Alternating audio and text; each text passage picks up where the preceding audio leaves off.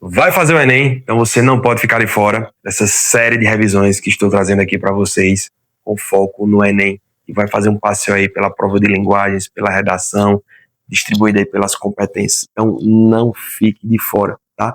Tudo que tem direito nessa reta final para que você tenha o melhor resultado possível no Enem. Então, você que está chegando aí, não me conhece, sou o professor Paulo Ricardo, especialista em língua portuguesa, nesse caso com foco aqui também na prova do Enem de linguagem. Então, estamos juntos nessa caminhada. Quer ter acesso a esse material? Eu vou disponibilizar aqui para vocês. Então, basta acessar aqui o link na descrição do vídeo para que a gente tenha acesso a esse material que vai ser compartilhado com vocês durante essa aula. Vamos junto? Vamos nessa?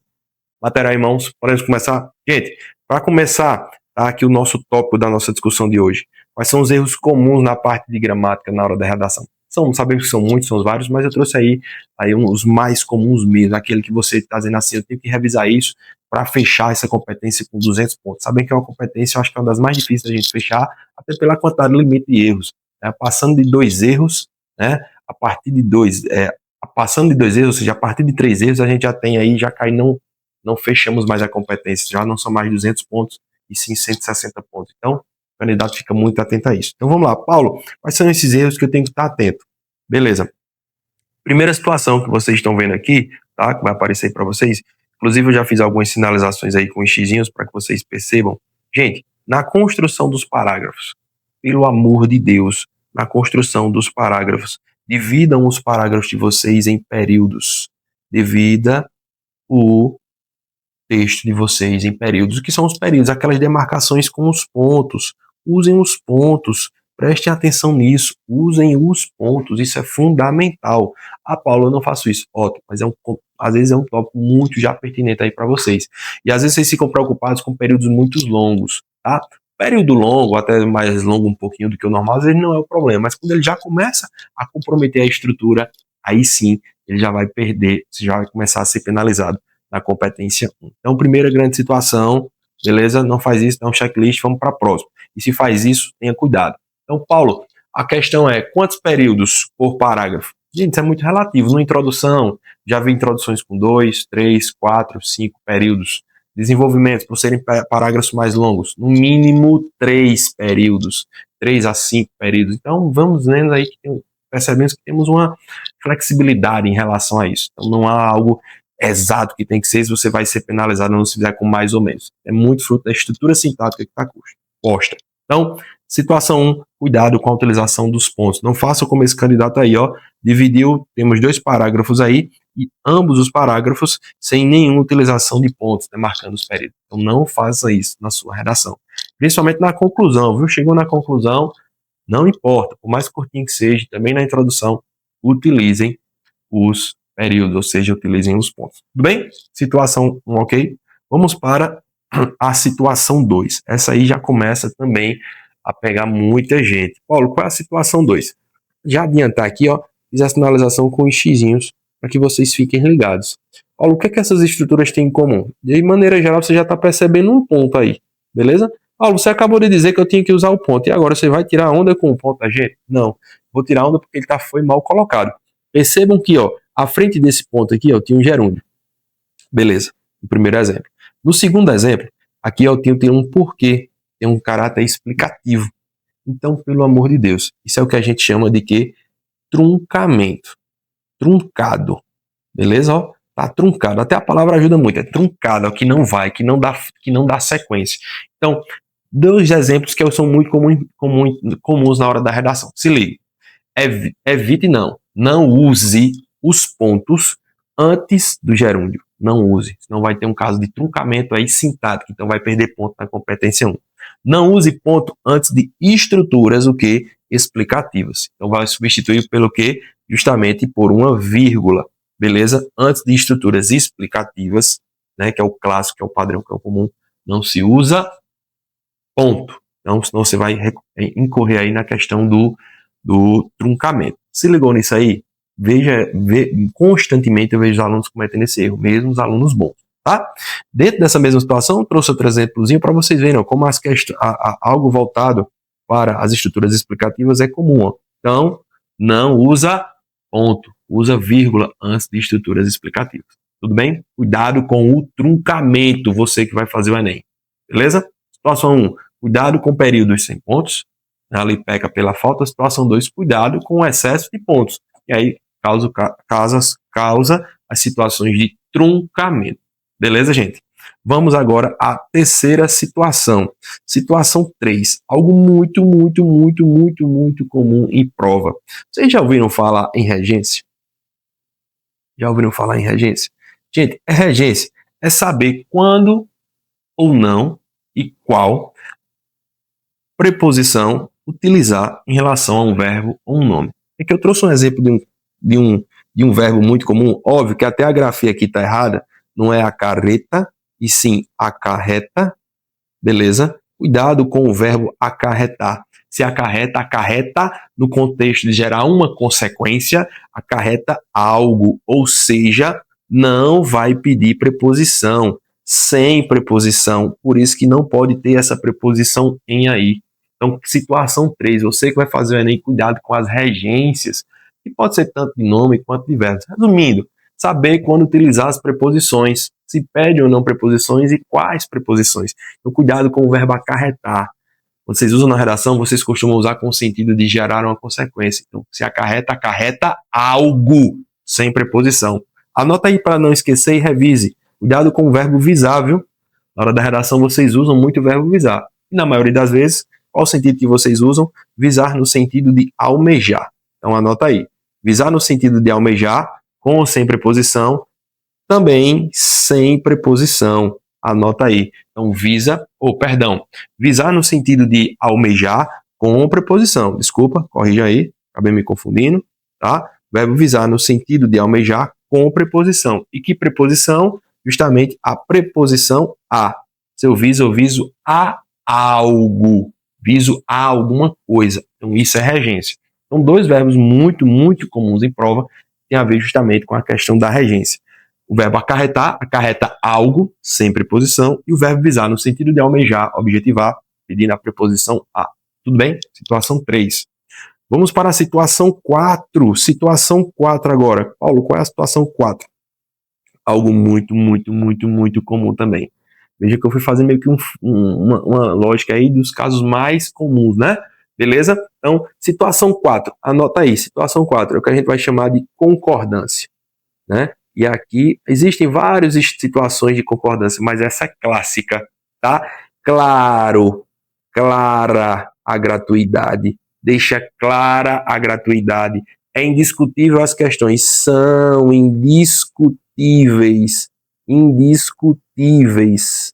As questões são indiscutíveis. Aqui na frente, portanto, é necessário a difusão, é necessária. O que é que vocês estão percebendo? Paulo, como é que eu acerto essa construção de concordância? Olhe para o termo da direita. Olhe para o termo da direita. Olhe para o termo da direita. Primeira coisa que você tem que olhar. Olhando para o termo da direita, se o substantivo, ele vai vir acompanhado de quê? De um determinante.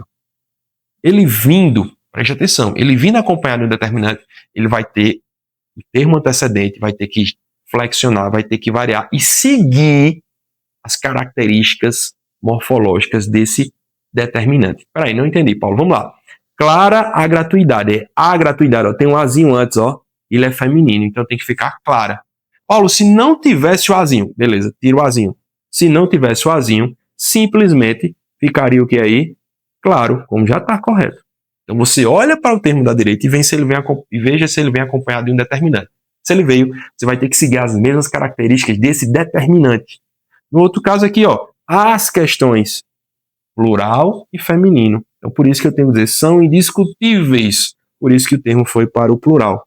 Se não tivesse o azinho, com certeza ficaria simplesmente o quê? É indiscutível questões.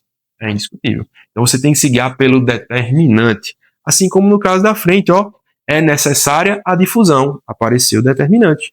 Beleza? Seguir pelo determinante, como está posto aqui. Se o determinante não existisse, se ele não tivesse presente, show de bola, sem nenhum problema. O azinho daqui some, fica, é necessário. Percebam que é um caso muito comum, esse erro na redação do Enem. Você se liga aí, situação 4 tem a ver com concordância. Se ligue nisso aí, olhe para o termo da frente. beleza? Se ele vem acompanhado do determinante. Mesmo caso aqui, ó, fazem-se necessário a apresentação, faz-se necessária a apresentação. Olha o determinante. Olhe para o termo da direita, olhe para o termo que a gente, vamos dizer assim, da frente, vê acompanhado do determinante, ele segue as características desse determinante. Tudo bem? Beleza?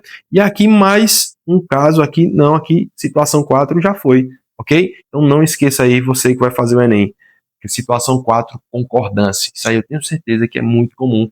Às vezes, não o erro, né? Óbvio, mas essa estruturação que vocês utilizam de concordância, ela é muito comum. Então se ligue para não cometer mais esse deslize. Tudo bem?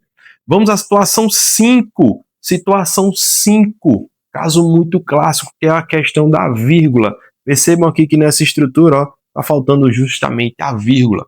Então, bem direto para você, tem muitas situações de vírgula, mas uma que é campeã de aparecimento de erro. Vamos lá. Deslocamento de adjuntos adverbiais. Esses termos que dão ideia de lugar, de conformidade, de tempo. Preste atenção. Se ele for formado a partir de 3 palavras, quando eu desloco esse termo, a vírgula é obrigatória. Quando eu desloco esse termo, a vírgula é obrigatória. Então, deslocamento de termos adverbiais, formados a partir de 3 palavras, você vai demarcar esse deslocamento com o quê? Com a vírgula. Deu para entender? Situação 5. Deslocamento de termos adverbiais, sempre com vírgula. Se ligou? Formados a partir de quantas palavras? A partir de 3 é obrigatório. Não é menos de 3, não é obrigatório demarcar esse deslocamento com vírgula. Tudo bem? Ainda, dentro dessa questão gramatical, vamos se ligar em outro caso muito comum, que é o que nós chamamos na situação 6 de paralelismo. Paralelismo tem a ver com o quê? Paralelo, palavras paralelas. Né? Situação 6, olha para cá, algo bem sutil, inclusive para você, aluno que já tem uma proficiência, uma habilidade muito grande em redação. Se liga aqui, ó. Assim, vincula-se a invisibilidade e a ausência. Beleza, a invisibilidade, faltou o que aqui antes? A. Ou seja, se eu determinei aqui, eu também tenho que seguir o determinante dos outros termos, a e a. Beleza? Isso é o que a gente chama de paralelismo. Isso é muito comum naquelas estruturas que nós dizemos assim, ó, o direito a alguma coisa, o direito à vida, com crase, o direito à liberdade, com crase, o direito, vírgula, à segurança, beleza, com crase, ó, esses azinhos aqui, ó, a repetição deles é um caso também de quê? De paralelismo. Eu preciso disso, eu preciso disso, eu preciso disso, eu preciso disso. Isso é paralelismo. Se liga aí nesses casozinhos de paralelismo, muito comum na redação, tá? E para fechar, as situações muito comuns de erro, caso também muito clássico, caso 7, situação 7, vem para a famosa crase. Todos os casos que eu coloquei aí para vocês, se vocês estão vendo, já estão demarcados aí, ó, tem problemas de crase, seja pela falta, seja pelo uso incorreto. No caso, primeiro aí que nós temos uma forma mais abrangente. A todos não tem crase. Atirar não tem crase. Cabe às autoridades, tem crase. Gente, muito direto, uma dicasinha que inclusive já foi tema de aula aqui pra gente. Vamos lá, ó. Crase, sempre antes de substantivo o quê? Feminino.